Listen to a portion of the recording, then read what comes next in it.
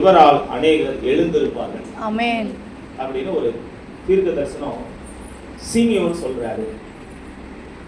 இதனாலே ஒரு குழந்தையை நாம் என்ன செஞ்சோம், பிகான் நன்றி என்று கேட்டு கர்த்தருக்கென்று பிரதிஷ்டை செய்வோம். இயேசுவினுடைய பிறப்பு எப்படிப்பட்டது அப்படின்னா திட்டமிடப்பட்டது. ஆமென். இயேசுவினுடைய பிறப்பு திட்டமிடப்பட்டது. எங்களுடைய வாழ்க்கையில 3.5 ஆண்டுகளுக்கு பிறகு எங்களுக்கு ஒரு கேர்ள் பேபி ஆண்டு கொடுத்தார். ஆனா கிளாடி திட்டமிடப்பட்டவள் கிடையாது. எதிர்பாராத நேரத்தில் அந்த கன்செப்ஷன் நடந்து அது ஒரு குழந்தை ஆண்டு கொடுத்தார். சிலருக்கு இப்படி நடக்குது. கன்சீவ் ஆகி 3 மாசம் கழிச்சு கூட தெரியாதவங்க இருக்கிறாங்க. திடீர்னு ஏதோ ஒரு காய்ச்சல் செக்கப் போகும்போது மருத்துவர்கள் கணிச்சு சொல்லியிருப்பாங்க, நீங்க கன்சீவா இருக்கீங்க அப்படின்னு சொல்லுவாங்க. எதிர்பாராம சில குழந்தைகள் இந்த பூமியில பறக்குது. ஆனா இயேசுவினுடைய பிறப்பு எப்படிப்பட்டது அப்படின்னா திட்டமிடப்பட்டது, நியமனம் பண்ணப்பட்டது. எப்படி நியமனம் பண்ணப்பட்டுச்சு? எபிரேயர் 10ஆம் அதிகாரம் 5:7 படிக்கலாமா? எபிரேயர் 10:5-7. ஆகையால் ஒரு உலகத்தில் பிரவேசிக்கும் போது பலியையும் காணிக்கையும் நீ விரும்பவில்லை, ஒரு சரீரத்தை எனக்கு ஆயத்தம் பண்ணினேன். சர்வாங்க தகன பலிகளும் பாவ நிவாரண பலிகளும் உமக்கு பிரியமானதல்ல என்றேன். அப்பொழுது நான், தேவனே, உங்கள் சித்தத்தின்படி செய்ய இதோ வருகிறேன், சித்த சூழலில் என்னை குறித்து எதிர்க்கிறது என்று சொன்னேன் என்றார். பாருங்க, தெய்வம் ஆவியாக இருக்கிறார். தெய்வம் எப்படி இருக்கிறாரு? ஆவியா இருக்கிறார். அப்ப இயேசு ஆவியா இருக்கிறார். பிதா கேட்கிறார், யாரை நான் அனுப்புவேன், யார் என் காரியமாய் போவார்? அது எங்க கேட்கிறாரு? ஏசாயால எடுத்து பார்ப்போம். ஏசாயா 6. பிதாவின் இடத்திலிருந்து ஒரு யாரை நான் அனுப்புவேன், யார் நமது காரியமாய் போவான் என்று ஆண்டவருடைய சத்தத்தை கேட்டேன். அதற்கு நான் இதோ அடியேன் இருக்கிறேன், என்னை அனுப்பும் என்றார். பாருங்க, இயேசு இந்த பூமிக்கு கட்டாயப்படுத்தி யாரை அனுப்பல. யாரை அனுப்புவேன், யார் என் காரியமாய் போவார்? மீட்பின் திட்டத்தை நிறைவேற்றுறது யார் போவார் அப்படின்னு பிதாவின் இடத்துல இந்த கேள்வி கேட்கப்படுது. பிதா மூலமா அந்த கேள்வி கேட்கப்படுது. குமாரன் அதுக்கு ரெஸ்பாண்ட் பண்றாரு. ஆனா குமாரன் எப்படி இருக்கிறாருன்னா ஆவியா இருக்கிறார். ஆவி கண்ணுக்கு தெரியுமா? ஆவி கண்ணுக்கு தெரியாது. அப்போ அவருக்கு ஒரு உடல் தேவைப்படுது. அதை தான் படிக்கிறோம். எபிரேயர் 10ஆம் அதிகாரம் 5ஆம் வசனத்துல, அவர் உலகத்தில் பிரவேசிக்கும் போது பலியையும் காணிக்கையும் விரும்பவில்லை, ஒரு சரீரத்தை எனக்கு ஆயத்தம் பண்ணினி. அடுத்து, அப்பொழுது நான், தேவனே, உமது சித்தத்தின்படி செய்ய இதோ வருகிறேன், புத்தக சுருளில் என்னை குறித்து எழுதி இருக்கிறது என்று சொன்னேன். புத்தக சுருளில இப்போ பேஜ் பை பேஜா இருக்குது நம்ம புத்தகம். அந்த நாட்களில தோல் சுருள்ல தான் இருக்கும். சுருட்டி என்ன செஞ்சிருப்பாங்க, வச்சிருப்பாங்க. அப்போ இப்படி ஒரு காரியம் அந்த பூமியில நடக்கும் அப்படின்னு சொல்லி தீர்க்க தரிசனமா சொன்ன வார்த்தையை நிறைவேற்றுறதுக்கு இயேசு இந்த பூமிக்கு வர்றார். அப்ப அவர் ஆவியா இருக்கிறாரு. அவருக்கு ஒரு உடல் தேவைப்படுது. அந்த உடல் பிதாவினால் அவருக்கு ஆயத்தம் பண்ணப்பட்டுச்சு. அப்போ இயேசுவினுடைய பிறப்பு எப்படிப்பட்டதுன்னா ஆக்சிடென்டல் கிடையாது. அது ப்ரீ பிளான். இயேசுவினுடைய பிறப்பு எப்படிப்பட்டது? நியமிக்கப்பட்டது, முன்னமே தீர்மானிக்கப்பட்டது. அடுத்து, இயேசுவினுடைய பிறப்பை குறித்து என்ன படிக்கலாம்? லூக்கா 2ஆம் அதிகாரம் 26-33 படிக்கலாம். கர்த்தருடைய கிறிஸ்துவை நீ காணும் முன்னே மரணமடைய மாட்டாய் என்று பரிசுத்த ஆவியினாலே அவனுக்கு அறிவிக்கப்பட்டும் இருந்தது. அவன் ஆவியின் ஏவுதலினாலே தேவாலயத்தில் சிமியோனுக்கு மேல முன்னால வசனம் படிச்சு பாத்தீங்கன்னா சிமியோனுக்கு மேல பரிசுத்த ஆவியானவர் இருந்தாங்க. சிமியோனுக்கு மேல யாரு? பரிசுத்த ஆவியானவர் இருந்தார். அவர்கிட்ட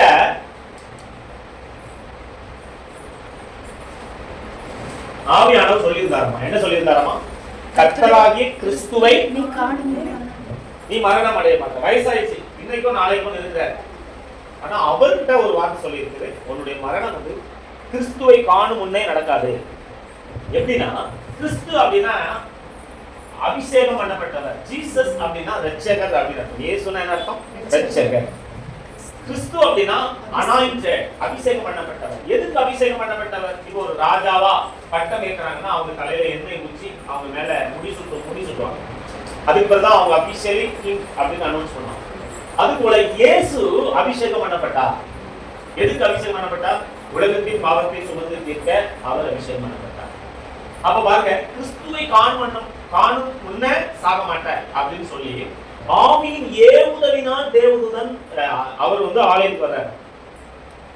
அவர் எதேச்சியா வரல, ஆவியானவர் சொல்றாரு, நீ போ, கிறிஸ்துவை நீ பார்ப்பாய் அப்படின்னு.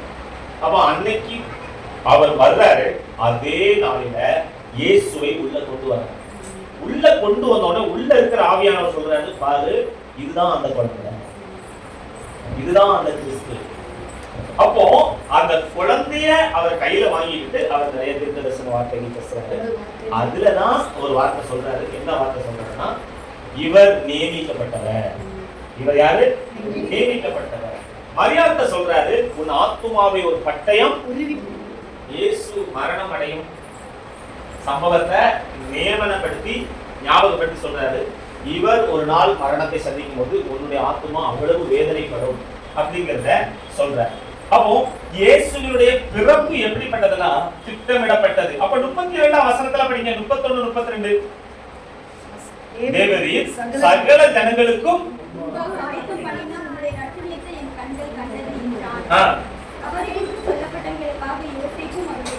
பாருங்க, யோசேப்பினுடைய மனைவியாகி மரியாளும் இந்த குழந்தையை குறித்து சொன்ன உடனே அவ்வளவு ஆச்சரியப்படுறாங்க. அப்ப நம்ம கையில இருக்கிறது நார்மல் சைல்டு கிடையாது, இது சூப்பர் நேச்சுரல் சைல்டு, இது ஒரு டிவைன் சைல்டு, இது தேவன் கொடுத்த ஒரு தெய்வீக குழந்தை அப்படின்னு அவங்க என்ன பண்றாங்க, இவரை குறித்து இப்படிலாம் நடக்க போதா அப்படின்னு என்ன செய்யறாங்க, ஆச்சரியப்படுறாங்க. அப்போ இயேசுவினுடைய பிறப்பு நார்மல் கிடையாது. இயேசுவினுடைய பிறப்பு, நம்முடைய பிறப்பை குறித்து முன்னாடி சொல்லப்பட்டிருக்கா? நம்முடைய பிறப்பை குறித்து இப்படிலாம் காரியங்கள் சொல்லப்பட்டிருக்கா? இல்ல. ஆனா இயேசுவினுடைய பிறப்பை குறித்து சொல்லப்பட்டிருக்கு. ஆவியின் ஏவுதலினால் தேவாலயத்திற்கு அந்த குழந்தைய பார்த்த உடனே அந்த குழந்தையை கையில தூக்கிக்கிட்டு அந்த குழந்தைய டெடிகேட் பண்ணும்போது சொல்றாரு, உன்னுடைய ரட்சணியத்தை கண்டது. அப்படின்னா இந்த உலக மக்களுக்காக ஆயத்தம் பண்ணப்பட்ட ரட்சிப்பு, இவர் மூலமா வரப்போகிற ரட்சிப்பு, அதை நான் பார்த்துட்டேன்.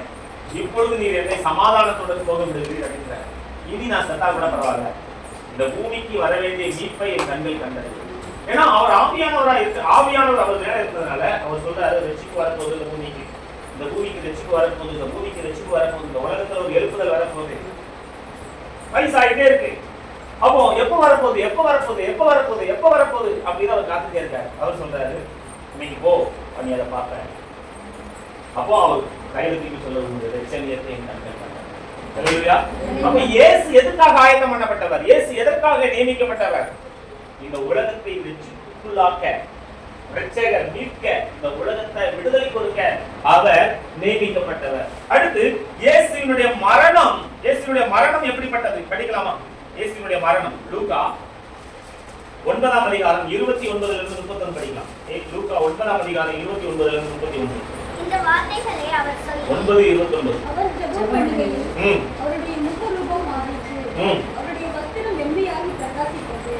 அன்றைய மோசே எலியா என்னும் 2 பேரும் மகிமையோட காணப்பட்டு அவருடைய சம்பாஷணை பண்ணி அவர் எருசலேமிலே நிறைவேற்ற போகிற அவருடைய மரணத்தை குறித்து பேசிக் கொண்டிருந்தார். பாருங்க, எங்க வருது டெத். நம்முடைய மரணம் என்னைக்கு தெரியுமா? நமக்கு தெரியுமா? மரண நாள் தெரிந்துவிட்டா வாழ்க்கையில சுகமே இருக்காது. ரெண்டு நாள் செத்து போயிடும் உங்களுக்கு தெரிஞ்சு.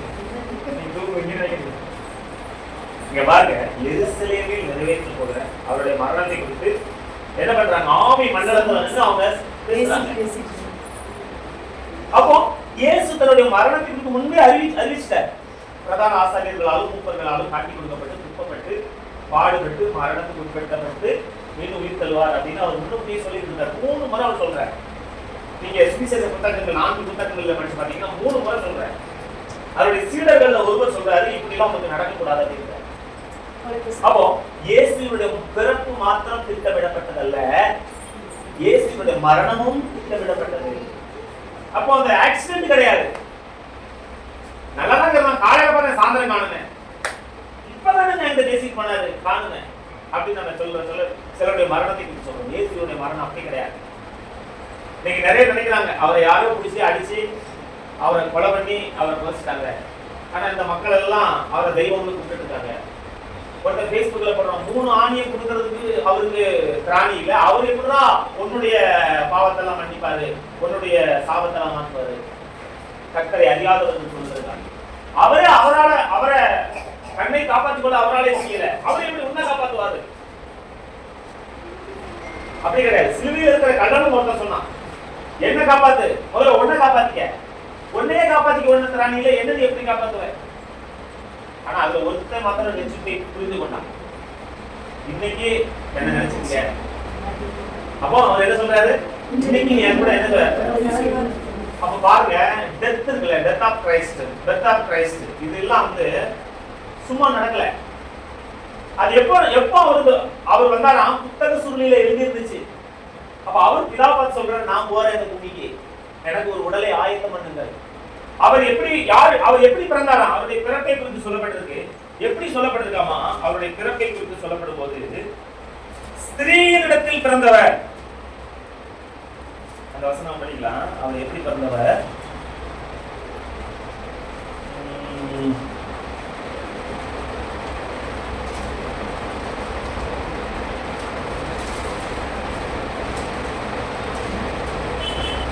கலாத்தியர் 4ஆம் அதிகாரம் 4:5. கலாத்தியர் 4ஆம் அதிகாரம் 4:5 படிங்க. நாம் புத்திர சுவிகாரத்தின்படி நியாயப்பிரமாணத்திற்கு கீழ்ப்பட்டவர்களை மீட்டுக் கொள்ளத்தக்கதாக காலம் நிறைவேறின போது ஸ்திரீயினிடத்தில் பிறந்தவரும் நியாயப்பிரமாணத்திற்கு கீழானவருமாகிய தம்முடைய குமாரனை தேவன் அனுப்பினார். பைபிள் சொல்லுது அவருடைய பிறப்பு எப்படிப்பட்டதா? ஸ்திரீயினிடத்தில் பிறந்தவர், கன்னி மரியாளிடத்தில் உட்பவித்து பிறந்தவர். ஆக்சுவலா இந்த உலகத்துல பிறந்த எல்லாரும் ஆணுக்கும் பெண்ணுக்கும் பிறந்தவர். இந்த உலகத்துல பிறந்த எல்லாருமே ஆணுக்கும் பெண்ணுக்கும் பிறந்தவர். இயேசு மாத்திரம் தான் பெண்ணிடத்தில் பிறந்தார். ஆமென், ஆமென். ஸ்திரீயினிடத்தில் பிறந்தவர். அவரை குறித்து சொல்லப்பட்டிருக்கிறது, காலம் நிறைவேறின போது. அப்போ அவர் இந்த பூமிக்கு வருகிறதற்கு ஒரு காலம் நியமிக்கப்பட்டிருக்கிறது. அவருடைய முதலாம் வருகை காலம் நிறைவேறின போது. ஆங்கில வேதாகமத்தில் கொடுத்து when the fullness of time came, when the fullness of time came, God sent his son.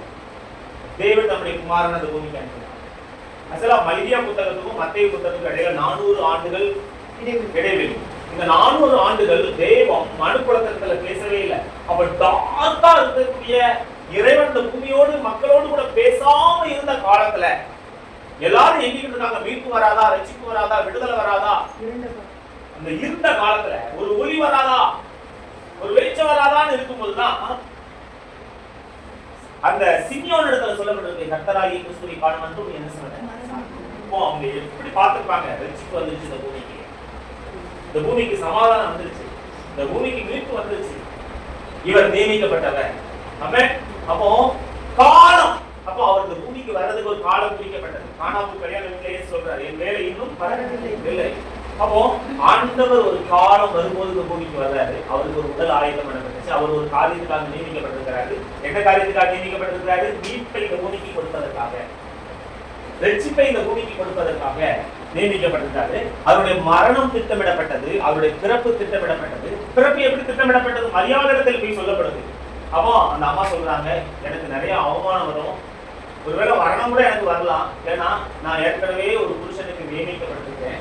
நான் கற்பவதி என்று என் புருஷனுக்கு தெரிந்தால் அந்த நாட்டு சட்டத்தின்படி, அந்த காலத்து சட்டத்தின்படி, என்னை நியாயப்பிரமாணத்தில் சொல்லப்பட்டபடி கணவனுக்கு துரோகம் செய்தவள் என்று சொல்லி என்னை கல்லறிந்து கொன்று மரண தண்டனை நிறைவேற்றலாம். அப்போ யோசேப்புக்கு இந்த சம்பவம் தெரிய வரும்போது பைபிள் பட்டிருக்கு, அவளுடைய புருஷனாகிய யோசேப்பு அவளை நீதிமானா இருந்து அவளை அவமானப்படுத்த மனதில்லாமல் அவளை அப்போ தேவதூதன் போய் மரியாதை சொல்றாங்க, அப்படியே ஆகட்டும், என்ன நடந்தாலும் பரவாயில்ல, நான் என்னுடைய கற்பத்தை ஒப்பு கொடுக்குறேன் அப்படின்னு சொல்லி சரண்டர் பண்ண உடனே தேவதூதன் போய் யோசேப்பு கிட்ட போய் கன்வின்ஸ் பண்றேன், நீ நினைக்கிற மாதிரி கிடையாது, அவருடைய கருவை சந்தேகப்படாது, அவருடைய கற்பதை என்ன செய்யாத சந்தேகப்படாது, அவளிடத்தில் உற்பத்தியானது பரிசுத்தமானது. அப்போ யோசேப்பு கன்வின்ஸ் ஆக. யார் கன்வின்ஸ் ஆவா? நீங்களும் நான் கன்வின்ஸ் ஆவோமா? உங்களுக்கு இப்படி ஒரு திருமண நிச்சயம் ஆயிருக்கும் போது உங்களுக்கு வரப்போகிற ஆணை குறித்தோ வரப்போகிற பெண்ணை குறித்தோ இந்த மாதிரி ஒரு செய்தி கேள்விப்பட்டா நீங்க கன்வின்ஸ் ஆவீங்க, நீங்க ஏற்றுக்கீங்களா? நீங்க ஏற்றுக்க மாட்டோம். தெய்வமே ஒரு நாள் நம்ம ஏற்றுக்க மாட்டோம். அப்பா கல்யாணத்துக்கு முன்னாலே பரவாயில்ல, தப்பு தம்பி தம்புறா முடியும். தலைக்கு வந்து தலைப்பாவோட போச்சு. இன்னைக்கு ஜெபத்துக்குள்ள திருமணம் நிச்சயம் வந்து நின்று போனதுனால ஒரு புள்ள தற்கொலை ஜெபத்துக்கு ஆந்திராவில் நினைக்கிறேன். அப்ப பாருங்க, ஆனா யோசிச்சு பாருங்க, அப்படியே ஆண்டோட வார்த்தையை நம்புறேன். அல்லேலூயா. ஆமென். ரட்சிப்பின் திட்டத்துக்கு பிதாவாகிய தெய்வத்தினுடைய ரட்சிப்பின் திட்டத்துக்கு அவங்க என்ன செய்யறாங்க? அது மாத்திரம் இல்ல, முதல் பேரான குமாரனை பெருமளவும் அவங்க குடும்ப வாழ்க்கையை மேற்கொள்ளல. மரியாதை தொடவே இல்லை. மரியாதை செய்யல, தொடவே இல்லை. பாருங்க, அப்போ யோசேப்பு கன்வின்ஸ் ஆகுறாங்க, மரியாதை கன்வின்ஸ் ஆகுறாங்க. ரட்சிப்பு ஆயுதம் பண்ணப்பட்டது, பிறப்பு திட்டமிடப்பட்டது, அவருடைய மரணம் திட்டமிடப்பட்டது, அவருடைய வருகை திட்டமிடப்பட்டது. அல்லேலூயா. ஆமென், ஆமென், ஆமென். இயேசு யார்? நியமிக்கப்பட்டவர். அவருடைய இரண்டாம் வருகையும் திட்டமிடப்பட்டது. அவர் எப்படி சொல்லியிருக்கிறார்னா, திருடன் வருகிறது போல வருவேன். அல்லேலூயா. அந்த நாள் திருடனை போல வரும். திருடன் என்னைக்கு சொல்லிட்டு வரமாட்டான். ஆனா சொல்றார் யோவான், சரி, வெளிப்படுத்தல் புத்தகத்துல சொல்லப்பட்டிருக்கிற காரியம் கடைசியில இதோ சீக்கிரமாய் இருப்பேன். வெளிப்படுத்தல் கடைசியில கர்த்தராகிய இயேசுவே வாரும் அப்படின்னு சொல்லி வெளிப்படுத்தல்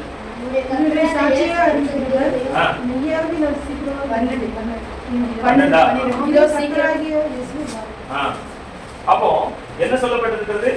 சீக்கிரமாய் வருகிறேன். 12 இதோ சீக்கிரமாய் வருகிறேன். அவன் அவனுடைய கிரியைகளின்படி அவன் அவனுக்கு அளிக்கும்பட என்னோடு கூட பாருங்க. முதல் வருகை எப்படி பிளான் பண்ணப்பட்டுச்சோ அப்படிதான் இரண்டாம் வருகை பிளான் பண்ணப்பட்டது. ஆனா டேட் சொல்லல, ஆனா கண்டிப்பா வருவேன், சீக்கிரமா வருவேன். அல்லேலூயா. எப்படி ஏன் டேட் சொல்லல? பைபிள்ல ஒரு ஊமையை படிக்கிறோம். ஒரு ஓனர் வந்து கூப்பிட்டு நான் ஊருக்கு போறேன், ஆனா வருவேன் கொஞ்ச நாள் கழிச்சு. ஒருத்தங்கிட்ட 5 ரூபாய், இன்னொருத்தங்கிட்ட 10 ரூபாய், இன்னொருத்தங்கிட்ட 1 ரூபாய். 5 2 1 திடீர்னு வராரு, சொல்லாம வராரு. அப்போ 5 வாங்கினாங்க, அதை 10 மாத்தி வச்சிருந்தான். 2 வாங்கினாங்க, 4 மாத்தி வச்சிருந்தான். 1 வாங்கினாங்க, மண்ணுக்குள்ள வச்சிருந்தான். கணக்கு கேட்கிற 5 வாங்கினாங்க 10 மாத்தினதுனால அவனுக்கு 10 பட்டணத்துக்கு மேல அதிகாரம். 2 வாங்கினாங்க 4 மாத்தினதுனால அவனுக்கு 4 பட்டணத்துக்கு மேல அதிகாரம். 1 வாங்கினாங்க மண்ணுக்குள்ள புதைச்சதுனால அவனை சிறைச்சாலையில போடுறாரு. அப்போ ஆண்டவர் மீண்டும் வருவார். அல்லேலூயா. இயேசு நியமிக்கப்பட்டிருக்கிறார், காலம் வரும். அல்லேலூயா. பைபிள் போட்டிருக்குது, ஆதி நாட்களில் நோவா காலத்துல பெண் கொண்டு பெண் கொடுத்து பெண் எடுத்து புசித்து மரணம் வர வரைக்கும் உணராது இருந்தாங்க. அது கூட மனுஷகுமார வருங்காலத்திலும் நடக்கும் படிக்கும். அப்போ ஆண்டவருடைய வருகை, ஆண்டவருடைய பிறப்பு எல்லாமே திட்டமிடப்பட்டது. அப்ப இயேசு யாருன்னா நியமிக்கப்பட்டவர். ஆமென், ஆமென். நல்லா கவனிங்க. இந்த இயேசுவினால் எனக்கு என்ன லாபம்? இந்த இயேசுவினால் எனக்கு என்ன ஆசீர்வாதம் கிடைக்குது? ஃபர்ஸ்ட் படிங்க, எபேசியர் 1:6 படிங்க. எபேசியர் 1:6. தம்முடைய தயவுள்ள சித்தத்தின்படியே நம்மை இயேசு கிறிஸ்து மூலமாய் தமக்கு சுபிகார புத்திரராகும்படி முன் குறித்திருக்கிறார். நம்மள யாரா? Adopted child. நம்மள யாரு? சன்ஷிப். இயேசுவின் மூலமா நமக்கு என்ன கிடைக்குதுன்னா சன்ஷிப் கிடைக்குது. என்ன கிடைக்குது? புத்திர சுவிகாரம். ரோட்ல கிடக்கிற குழந்தைக்கு யாராவது உரிமை கோராளுங்களா? ரோட்ல கிடக்கிற குழந்தை பைபிள்ல எசேக்கியேல் புத்தகத்துல படிக்கிறோம். விதிக்கப்படுவதற்கு ஏதுவாக ஒரு குழந்தை தொப்புள் கொடி அறுக்கப்படாம குளிப்பாட்டப்படாம ரத்தத்தோட கிடக்குது. ஆனா கடவுள் அந்த குழந்தையை எடுத்து குளிப்பாட்டி ட்ரெஸ் போட்டு அலங்கரித்து அழகு பார்த்து ஆசீர்வதிச்சு உயர்த்துறாரு. அந்த இடத்துல படிக்கிறோம். அதுபோல நாம எப்படி இருந்தோமா அவருடைய பிள்ளைகளாகும்படியான அதிகாரத்தை கொடுத்திருக்கிறார். யோவான் 1:12 அவருடைய நாமத்தின் மேல் விசுவாசம் உள்ளவர்களாய் அவரை ஏற்றுக்கொண்டவர்கள் எத்தனை பேர்களோ அத்தனை பேர்களும் தேவனுடைய பிள்ளைகளாகும்படி அவருக்கு அதிகாரம் கொடுத்தார். நீங்கள் நானும் அவருக்கு பிள்ளைகள் கிடையாது. நீங்கள் நானும் அவருடைய பிள்ளைகள் கிடையாது. ஏன்னா கலாத்தியர் 4:8 படிங்க. நல்ல கவனிங்க. கலாத்தியர் 4:8 படிங்க. நாம் எப்படி இருந்தோம்? நீங்கள் தேவனை அறியாமல் இருந்தபோது படிங்க. நல்ல கவனிங்க. நீங்கள் தேவனை அறியாமல் இருந்தபோது பாவத்தின்படி தேவர்கள் அல்லாதவர்களுக்கு அடிமைகளாய் இருந்தீர்கள். நீங்கள் கும்பிட்டு வந்த தெய்வங்கள் என்று சொல்லப்பட்ட ஆனால் தெய்வம் அல்லாத அவைகளுக்கு நாம் அடிமைகளாக இருந்தோம். லேகியோன் என்ற ஒரு மனுஷனுக்குள்ள 6000 ஆவிகள் இருந்துச்சு. இந்த 6000 ஆவிகளும் மக்களால் தெய்வம் என்று வணங்கப்பட்டவைகள். மக்களால் தெய்வம் என்று வணங்கப்பட்டவைகள். அப்போ தெய்வம் என்று வணங்கப்பட்ட அந்த ஆவிகள் அவனை எப்படி வச்சிருந்துச்சு? கல்லறை தோட்டத்துல ட்ரெஸ் இல்லாம கைகளில் விலங்கு போட்டு உடம்பெல்லாம் காயப்படுத்தி கொண்டே இருப்பான். என்ன இடத்துல போட்டிருக்கு? ஒரு ஆவி ஒரு ஒரு ஒரு அம்மாக்குள்ள இருந்துச்சு. அது என்ன வருஷம்? எத்தனை வருஷம் இருந்துச்சா? 18 வருஷம் எவ்வளவு நிகழக்கூடாத கூனியாக இருந்தார். இன்னொரு ஆவி ஒருத்தர் இருந்துச்சா, நாக்க கட்டி வச்சிருந்துச்சான். இன்னொரு ஆவி என்ன செஞ்சுச்சா? நாக்க கட்டி வச்சிருந்தான். இன்னொருத்தர் இருந்துச்சா, ஊமையும் செவிடுமான ஆவி இருந்துச்சான். இந்த ஆவிகள் எல்லாம் அந்த ஆவிகளை விரும்புகிறவர்களுக்குள்ள இருக்கிற அந்த ஆவிகள் மக்களை எப்படி வச்சிருக்குது? அடிமைகளாக வச்சிருக்கு. அடிமைகளாக வச்சிருக்கு. ஆனா நீங்களும் நானும் வாயினால் விசுவாசித்து இருதயத்தில் விசுவாசித்து வாயில அறிக்கை செஞ்சு அவரை ஏற்றுக்கொண்ட உடனேயே அவர் நம்மளை எப்படி வைக்கிறாராமா? பிள்ளையாக வைக்கிறார். ஆமென். நம்மள பிள்ளை கிடையாது, ஆனா நம்மை சுவீகரித்து கொண்டார், அடாப்ட் பண்ணி கொண்டார், ஏற்றுக்கொண்டார், அவருடைய குடும்பத்துக்குள்ள சேர்த்துக் கொண்டார். அல்லேலூயா.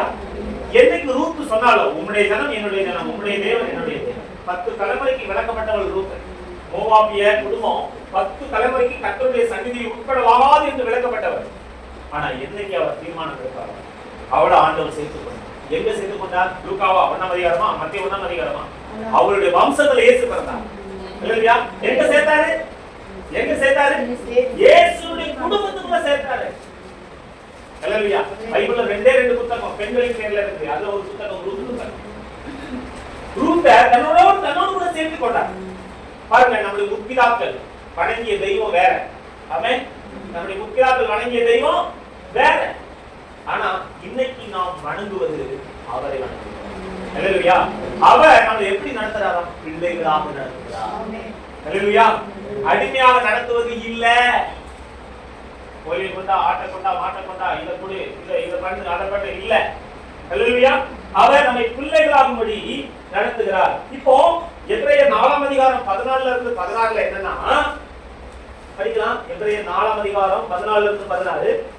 வானங்களின் வழியாய் பரலோகத்திற்கு போன தேவகுமாரனாகிய இயேசு என்னும் மகா பிரதான ஆசாரியர் நமக்கு இருக்கிறபடியினால் நாம் பண்ணின அறிக்கையை உறுதியாய் பற்றி கொண்டிருக்க கடவோம். நம்முடைய பலவீனங்களை குறித்து பரிதபிக்க கூடாத பிரதான ஆசாரியர் நமக்கிராமல் எல்லா விதத்திலும் நம்மை போல சோதிக்கப்பட்டும் பாவம் இல்லாதவராய் இருக்கிற பிரதான ஆசாரியரே நமக்கு இருக்கிறார். ஆதலால் நாம் இரக்கத்தை பெறவும் ஏற்ற சமயத்தில் சகாயம் செய்யும் கிருபையை அடையவும் தைரியமாய் கிருபாசன தண்டையிலே சேர கடவோம். ஆமென். ஆமென். தெய்வம் எப்படின்னா அவரை பார்க்கவே முடியாதாம். அவரை பார்க்கவே முடியாதாம். சேரக்கூடாத ஒளியில, ஒருவரும் காணக்கூடாத வகையில அவருடைய முக பிரகாசம் சூரிய பிரகாசம் போல இருந்துச்சாம். பயன்படுங்க. அவர் எப்படி இருப்பாராமா? வெளிப்படுத்தல் 2ஆம் அதிகாரம் நினைக்கிறேன், 2ஆம் யோவான் ஒரு தரிசனம் பார்ப்பாரு. அவர் எப்படி இருப்பார்? வெளிப்படுத்தல் 1:10 படிங்க. 10 நாளில் நாளைக்குள்ளானே அப்பொழுது எனக்கு பின்னாலே எக்கால சத்தம் போன்ற பெரிதான ஒரு சத்தம் 14 அவருடைய சிரசும் குறைந்த மழையைப் படவும் மென்மையாய் இருந்தது.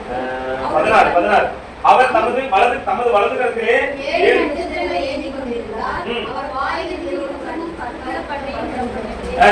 அவருடைய முகம் வல்லமையாய் பிரகாசிக்கிற சூரியனை பாருங்க. அவ்வளவு அவர் பக்கத்துல போக முடியாது.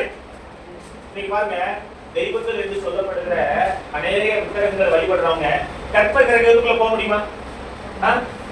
நிறைய கோயிலுக்குள்ள பெண்கள் போக முடியாது. பெண்கள் இங்கே வர அனுமதி இல்லை அப்படின்னு நிறைய இடத்துல போர்டு போட்டுருக்காங்க. எப்படி? பெண்கள் இனி இங்கே வர அனுமதி இல்லை.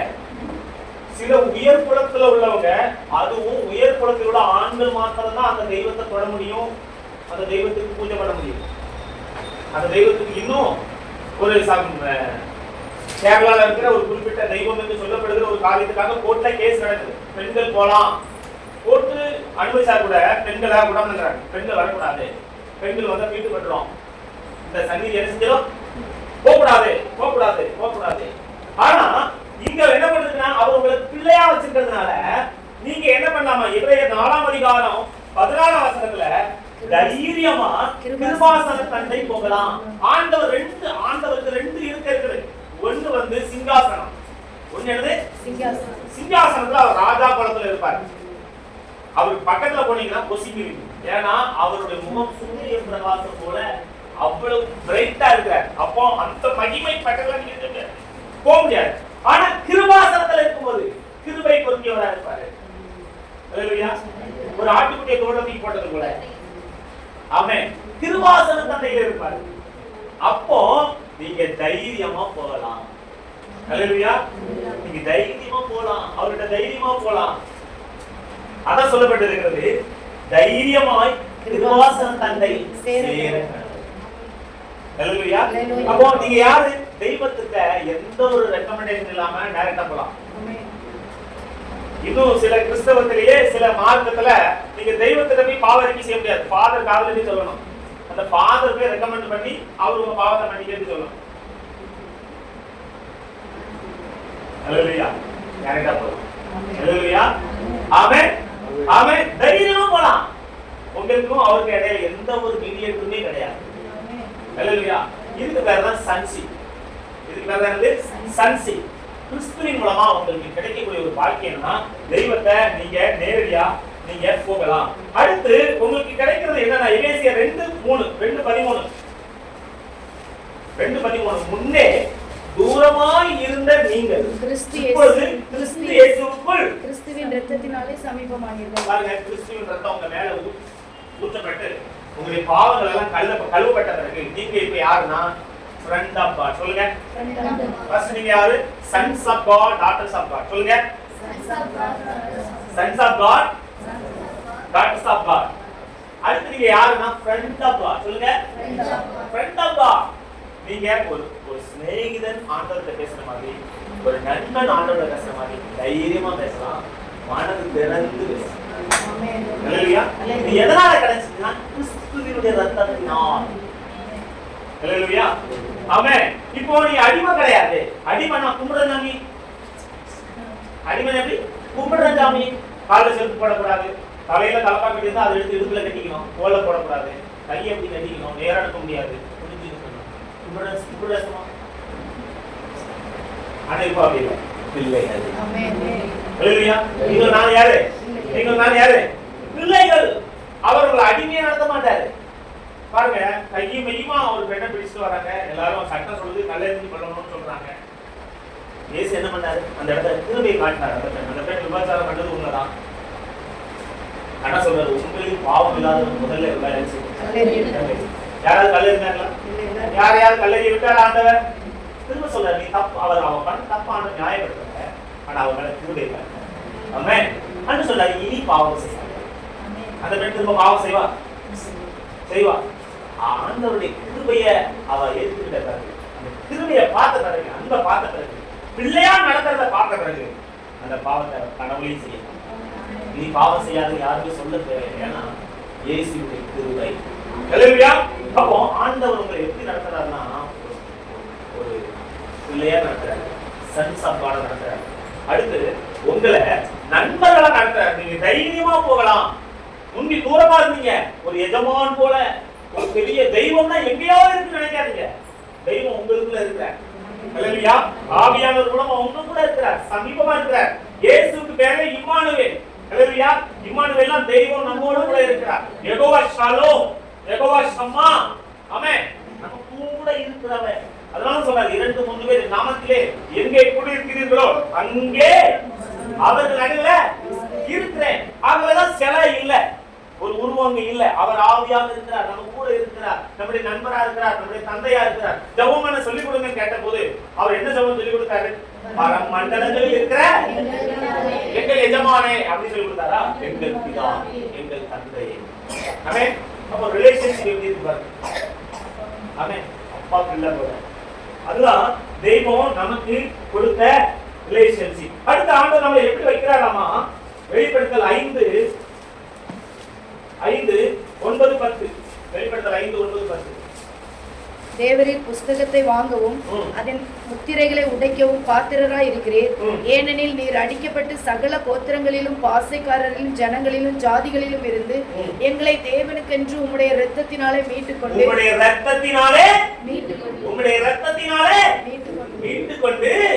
எங்களை தேவனுக்கு முன்பாக ராஜாக்களும் ஆசாரியர்களும். நீங்க இப்ப யாரு? ராஜா. நீங்க யாரு? ராஜா. ஏதேன் தோட்டத்துல அடிமையா போனாங்க, ஆளுகை இழந்தாங்க. ராஜான்னா king will have a kingdom. ராஜாவுக்கு ஒரு ராஜ்யம் இருக்கு. அவன் நம்மள ஆண்டு எப்படி வச்சிருக்காராமா? ராஜாக்களுமாக ஆசாரியர்களுமாக. ஆசாரியன்னா என்ன அர்த்தம்னா தெய்வம் இருக்கிற கற்ப கிரகத்துக்குள்ள அவனால போக முடியும். பூசாரி தான் போவான், அப்படிதானே? அது பிராமண குலத்துல பிறந்த பூசாரி தான் அந்த கற்ப கிரகம் என்ற அந்த கிரகத்துக்கு பக்கத்துல போக முடியும். அந்த சப்பரத்துல அந்த அந்த தேர்ல யாரு உட்கார்ந்திருக்கா? தேர்ல யாரு உட்கார்ந்திருக்கா? அந்த பிராமணன். அவனை தூக்கிட்டு போறது யாரு? சூத்திரன். அவன் தலையில இருந்து பிறந்தானா, மற்றவங்க எல்லாம் காலில் இருந்து பாருங்க. வேதம் எப்படிமா சொல்லுது? அவன் நீங்க என்னதான் அந்த சாமியை உருக்கி கும்பிட்டாலும் நீங்க சப்பரத்துக்கு மேல போக முடியாது, தேருக்கு மேல போக முடியாது. ஏன்னா நீங்க பிறப்பால் தாழ்த்தப்பட்டவர்கள், நீங்க சூத்திரர்கள், நீங்க கற்ப கிரகத்துக்குள்ள போகவே முடியாது. தமிழக அரசு சட்டம் போட்டு அந்த ஓதுவார் படிப்பெல்லாம் படிச்சு முடிச்சா கூட அவன் உள்ள விடாம நான் போட்டு தடை போட்டு வச்சிருக்கேன். ஆனா பைபிள் சொல்லுது உங்களை என்னையும் ராஜாக்களும் ஆசாரியர்களும் அவர் ஆராதனை செய்ய அவருக்கு பக்கத்துல போகணும். நீங்க தைரியமா போலாம். சமீபமா வச்சிருக்கிறாரு உங்களை, உங்க பிள்ளையா இதுதான் ஆசீர்வாதம். எல்லாத்துக்கும் மேல கிறிஸ்துவின் ரத்தத்தினால் உங்களுக்கு கிடைச்ச ஆசீர்வாதம் என்ன தெரியுமா? இன்னொரு ஆசீர்வாதம் சொல்ற பாருங்க.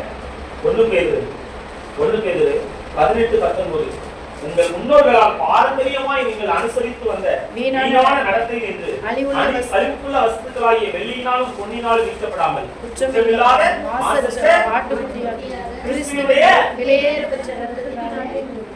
நீங்கெல்லாம் மீட்கப்பட்டவர், நீங்க கிரயத்தில் கொல்லப்பட்டவர், கிறிஸ்துவால் வாங்கப்பட்டவர். உங்களுக்கு கர்த்தர் கொடுத்திருக்கிற ரட்சிப்பு. அல்லேலூயா.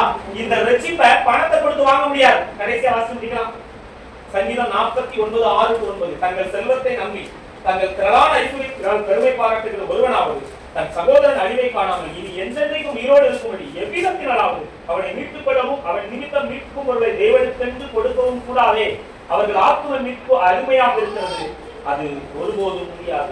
அதுல நித்திய ஜீவன் இல்லையா, என்றைக்கும் உயிரோடு இருக்கக்கூடிய ஒரு வாழ்வு பார்த்தீங்களா, அதை பணத்தால உங்களால வாங்கவே முடியாது. ஆமே, பணத்தால ரட்சிப்பை பணத்தால வாங்கவே முடியாது. ஆவியின் கிருபைகளை பணத்தால வாங்கவே முடியாது. அபிஷேகத்தை பணத்தால வாங்கவே முடியாது. இது இலவசம். ஆமென். ஹல்லேலூயா. ஆமென். அத உங்களுக்கு தந்திருக்காரு. கிறிஸ்துவின் ரத்தம் உங்களுக்கு தந்த ஆசீர்வாதங்கள் இல்ல, மிகப்பெரிய ஆசீர்வாதம் என்னன்னா ரட்சிப்பு. ஆமென். பாவ மன்னிப்பாகிய மீட்பு கிறிஸ்துவுக்குள்ள நமக்கு உண்டாயிருக்கு. மீட்பு கிரயத்துக்கு வாங்கி இருக்கார். பணம் வரும் போகும், ஆனா நமக்கு கர்த்தர் கொடுத்த ரட்சிப்பு பெருசு. ஹல்லேலூயா. எல்லாம் மனதால் படிக்கிறோம். கிறிஸ்துவுக்குள்ள நமக்கு கிடைக்கக்கூடிய ஒரு ஆசீர்வாதம் என்னன்னா சன்ஷிப், ஃப்ரெண்ட்ஷிப், கிங்ஷிப் அண்ட் பிரீஸ்ட்ஷிப். 4 ஆசீர்வாதம். ஆசாரியத்துவம், ராஜரீகம், அடுத்து புத்திர சுவிகாரம், அடுத்து நண்பர்களா, ஒரு நண்பனா தைரியமா அவரோட போகக்கூடிய, சமீபமா அவரோடு கூட போகக்கூடிய ஒரு ஆசீர்வாதத்தை நமக்கு தந்திருக்காங்க. உங்க எல்லாருக்கும் ஆண்டவர் ஒரு வழியை தந்திருக்காரு, நித்திய ஜீவன். நித்திய ஜீவனை அளிப்பேன் என்பதை அவர் நமக்கு அருளின வாக்கு தருவார். கர்த்தர் உங்களுக்கு கார் தருவேன், பங்களா தருவேன், வீடு தருவேன், அது தருவேன், இது தருவேன் அப்படின்னு சொல்றதை காட்டினார். அவர் உங்களுக்கு மிகப்பெரிய ஒரு ஆசீர்வாதத்தை தருவேன்னு சொல்லியிருக்காங்க. என்னன்னா நித்திய ஜீவன். அடுத்து மிகப்பெரிய ஒரு ஆசீர்வாதத்தை தருவேன்னு சொல்லியிருக்காங்க. வருத்தப்பட்டு பாரம் சுமக்கிறவர்களே, நீங்கள் எல்லாரும் இடத்தில் வாருங்கள், நான் உங்களுக்கு இளைப்பாறுதல் தருவேன். ஆண்டவர் உங்களுக்கு நிம்மதியை தருவார், உங்களுக்கு ரெஸ்ட் தருவார். உங்க ஆத்மாவுல ஒரு ரெஸ்ட். எதை வேணாலும் இழந்து போங்க, ஆனா அந்த நித்திய ஜீவனை இழந்துறாங்க. தெய்வம் உங்களை அடிமையா வைக்கலங்க, தெய்வம் உங்களை ராஜாவா வச்சிருக்காரு, ஆசாரியர்களா வச்சிருக்காரு, தெய்வம் உங்களை பிள்ளையா வச்சிருக்காருங்க. நீங்க அவருடைய பிள்ளையா இருக்கிறதுனால அவருடைய குமாரனையே தந்துட்டார். அவருடைய குமாரனை தந்ததுனால மற்ற எதுவும் உங்களுக்கு தருவாங்க. மற்ற எல்லாவற்றையும் உங்களுக்கு அல்லாது எப்படி தெரியும்? குமாரனையே தந்துட்டாரு, மற்ற எதையும் தரமாட்டார். நிச்சயமாக உண்மையிலே நாம் ஆசீர்வதிக்கப்பட்டோம். இயேசு நியமிக்கப்பட்டவர். அவருடைய மரணம் நம்முடைய மீட்புக்காக நியமிக்கப்பட்டது. அவருடைய பிறப்பு நம்முடைய மீட்புக்காக நியமிக்கப்பட்டது. அவருடைய வருகை நம்முடைய மீட்புக்காக நியமிக்கப்பட்டது. நாம் ஆயத்தமான உடனே ஒரு நாள் நம்மை அழைத்து செல்ல வருவார். திருமையுள்ள ஆண்டவரே உமக்கு நன்றி செலுத்துகிறோம். உமக்குள்ள இந்த இரத்தத்துக்குள்ள எங்களுக்கு இருக்கிற ஆசீர்வாதம், அந்த சன்சி புத்திரசி ஆசாரியர்கள், அந்த ஆசாரியர்களா ராஜாக்களா அடிமையாக நடத்துகிற தெய்வம் அல்ல. நீங்க எங்க கூட இருக்கிறீங்க, எங்க பக்கத்துல இருக்கிறீங்க, எங்களுக்கு சமீபமா இருக்கிறீங்க, எங்கேயோ தூரமா இல்ல. நீங்கள் வழிநடத்த வல்ல உள்ள தெய்வமானது. இயேசுவின் மூலம் வேண்டிக் கொள்கிறோம் பிதாவே. என் ஆத்துமாவே கர்த்தரை ஸ்தோத்திரி, என் முழு உள்ளமே அவர் நாமத்தை ஸ்தோத்திரி, என் ஆத்துமாவே கர்த்தரை ஸ்தோத்திரி, கர்த்தர் செய்த சகல